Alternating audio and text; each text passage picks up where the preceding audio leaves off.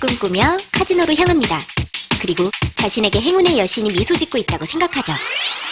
하지만 게임의 승패는 이미 정해져 있고 카지노 게임이 자신에게 절대 불리하게 설계되어 있다는 사실을 깨닫지 못하고 있죠.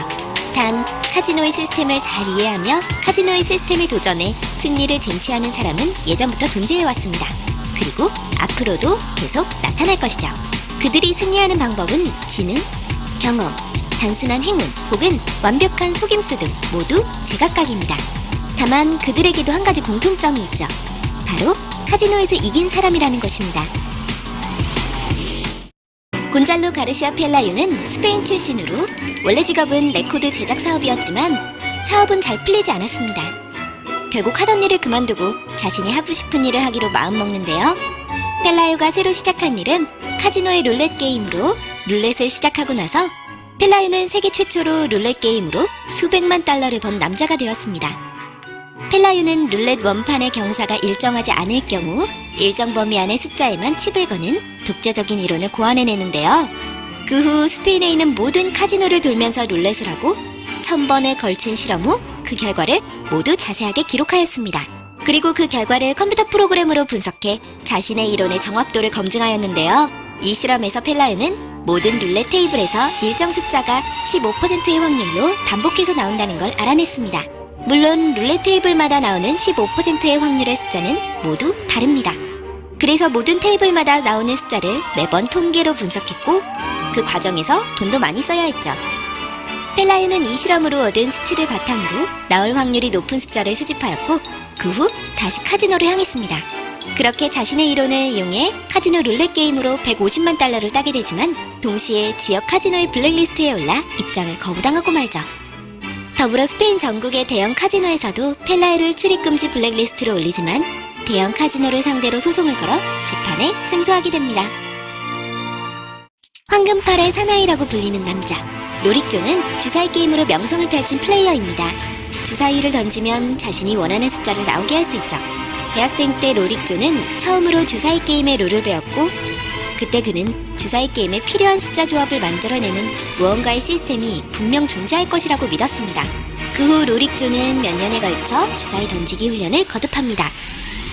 팔의 각도, 주사위를 던질 때 힘의 정도, 그 밖에 다른 기술도 연마해 주사위의 숫자 조합도 함께 연구했죠. 훈련을 하면서 자신이 원하는 숫자가 나오도록 주사위를 던지는 법을 익히게 되는데요. 이른바 컨트롤 슈팅 콤비네이션 이론을 개발해 친구 플랭크 커블레티에게도 기술을 전수해줬습니다. 이론과 기술로 무장한 이 둘은 라스베가스의 모든 카지노를 파산시키고자 마음먹고 라스베가스 지역으로 향하게 되죠. 라스베가스에서 몇 번 정도 크게 돈을 따자 역시나 시설 이용 금지 블랙리스트에 오르게 됐습니다. 카지노 측에선 로릭조가 기술을 갖고 있다는 사실을 꿈에도 알지 못했고 결국 속임수를 쓴다고 생각해 시설 이용을 금지해버린 것이죠. 로릭조는 자신이 무고하다는 사실을 애써 밝히려고 하지 않았습니다. 그럴 시간에 다른 카지노에서 게임을 하려고 했죠. 로릭조는 미국의 대형 카지노를 여기저기 돌아다녔습니다. 그리고 불과 몇 년 만에 북아메리카 대부분 카지노에서 페르소나 논 그라타, 즉 환영받지 못한 사람이 되었죠. 오늘날 로릭조는 지배자 또는 황금팔의 사나이라고 알려져 있습니다. TV에도 자주 출연해 자신의 컨트롤 슈팅 이론에 대해 자세히 알려주고 있고요.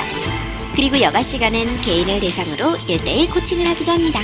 로릭조는 오늘 영상에서 소개하는 인물 중에서 유일하게 사기꾼이 아닌 사람이죠. 다른 인물과의 다른 점은 순수하게 자신의 능력과 기술만으로 카지노를 이겼다는 겁니다. 케이트 테프트는 카지노를 이기는 컴퓨터 시스템 개발에 30년의 세월을 투자한 컴퓨터 천재입니다.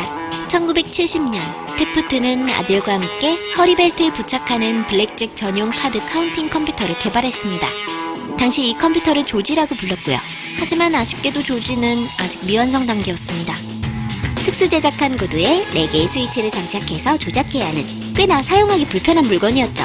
블랙잭 카드를 뽑으면 플레이어는 발가락을 움직여 카드의 코드를 입력하고 그 정보가 컴퓨터로 전송되면 컴퓨터는 그 정보를 바탕으로 특수 선글라스에 다음 행동을 지시하는 신호를 보내는 시스템이었습니다. 그 후 1976년에 조지가 더욱 업그레이드되어 새로운 컴퓨터 장치 데이빗이 탄생하게 됩니다. 데이빗은 단 일주일 만에 테프트에게 4만 달러를 벌게 해주었습니다. 하지만 테프트는 그걸로 만족하지 않고 한 대에 $10,000씩 받고 데이빗을 시장에 판매했습니다. 불법 행위를 저지른 죄로 1977년 테프트의 아들은 체포되었지만 바로 풀려나는데요.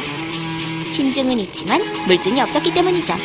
즉, 이 장치가 어떻게 작동하는지 이해하는 사람이 없었던 거예요. 케이트 테프트가 발명한 장치 중에는 배의 눈이라는 것도 있습니다. 허리벨트에 버클에 장착해 딜러의 카드를 기록으로 남기는 미니 카메라였죠. 1985년 카지노에서 보조장치 사용을 금지하는 법이 생겨나면서 카지노에선 컴퓨터를 사용할 수 없게 되었고 결국 그 길로 테프트는 블랙잭을 그만두게 됩니다. 그리고 2004년 케이트 테프트는 블랙잭 명예의 전당에 기록되었죠. 블랙잭의 인생을 바친 이 천재 프로그래머는 2006년 세상을 떠나게 됩니다. 루이스 콜로베키오는 1970년대 초반 명품 구찌의 짝퉁 벨트를 만드는 일을 하며 범죄의 길을 들어섰습니다. 그렇게 짝퉁 제조업계에서 27년의 시간을 보낸 뒤 51세에 연금 생활을 하기 시작했지만 여전히 젊은 나이였던 그는 자신이 열정적으로 살기 위한 새로운 일을 찾아내죠. 친구와 애틀란틱시티 카지노를 여행한 뒤에 위조칩으로 제조할 아이디어를 떠올린 것입니다. 그렇게 대규모 사기를 계획한 콜로베키오는 위조칩 제조를 시작하게 됩니다.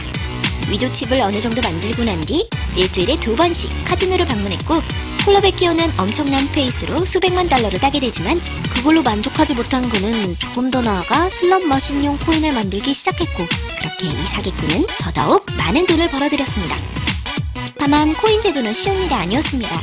카지노의 코인에는 위조를 판별하는 여러 가지 장치가 적용되어 있었고요. 카지노마다 각자 다른 코인을 사용하고 제조도 미국 집회국에서 직접 하고 있었기 때문에 콜로베키오는 자기 돈을 100만 달러나 투자해 50종류의 가짜 코인을 만들었죠.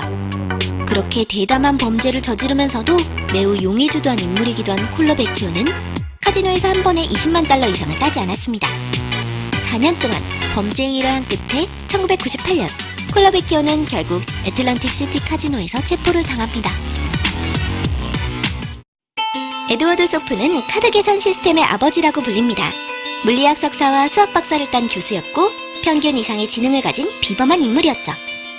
소프는 그런 천재적 지능을 일상생활에 사용하는 데 만족하지 않고 카지노에서 이기기 위한 독자적인 시스템을 개발하는 데 사용합니다.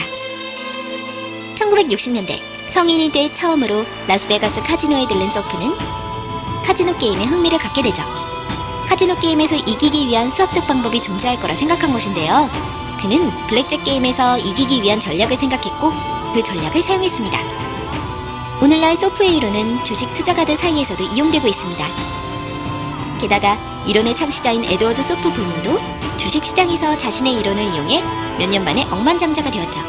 소프는 그 이론을 1962년에 출판한 저서 딜러를 이겨라를 통해 공개했습니다. 이 책은 발매와 동시에 베스트셀러가 돼 70만 부의 발행 부수가 몇 주 만에 완판되기도 했죠. 무언가의 시스템이 분명 주사위를 던지는 법을 익히게 되는데요. 익히게 새로운 컴퓨터 장치 데이빗이 탄생하게 탄생. 말에 친구 플랭크 커블레티 8년 콜러베키오